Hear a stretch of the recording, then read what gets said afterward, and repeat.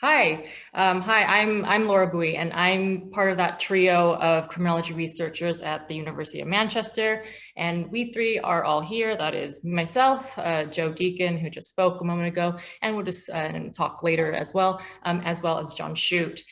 So we're actually interested in what many of you have expressed, which is what the heck does vulnerability mean? And we are looking at this in the context of young people and families, but also what are the implications of that meaning?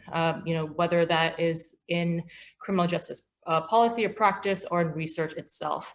So we have conducted some research so far to look at what does vulnerability mean in the research on crime. And initially, like many people as well in their specific topics, it wasn't clear what vulnerability meant. So it was either they assumed the reader knew what they were talking about when they talked about vulnerability, or the definition varied from study to study. And why this matters is that if we're not clear on the concept of vulnerability, then that causes confusion in terms of, how do we advance understanding and effective prevention, for example, but also that confusion makes its way into policy and practice. So what we exactly did with our research was we reviewed that research on youth crime. And the overall definition of vulnerability was a recognition that there are some young people who have had adverse experiences and unmet needs as a result. And depending on who they are and what their circumstances are, they have been unfavorably exposed to social institutions. So this is the link to that paper if you're interested. In the chat, and I'm going to hand over to Joe, who will talk about wider policy implications and potential future collaborations. Thanks.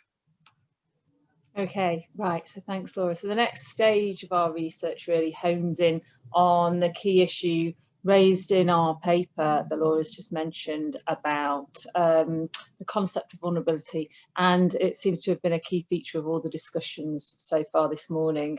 But we're going to be focusing particularly on a youth justice policy and practice context.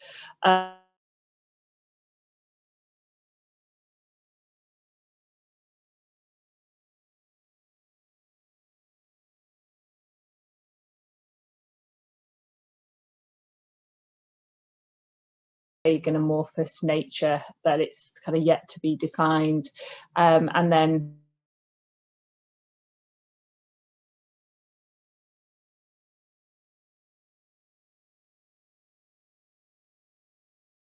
as in need of help, brings them kind of into the disciplinary processes, escalating their involvement.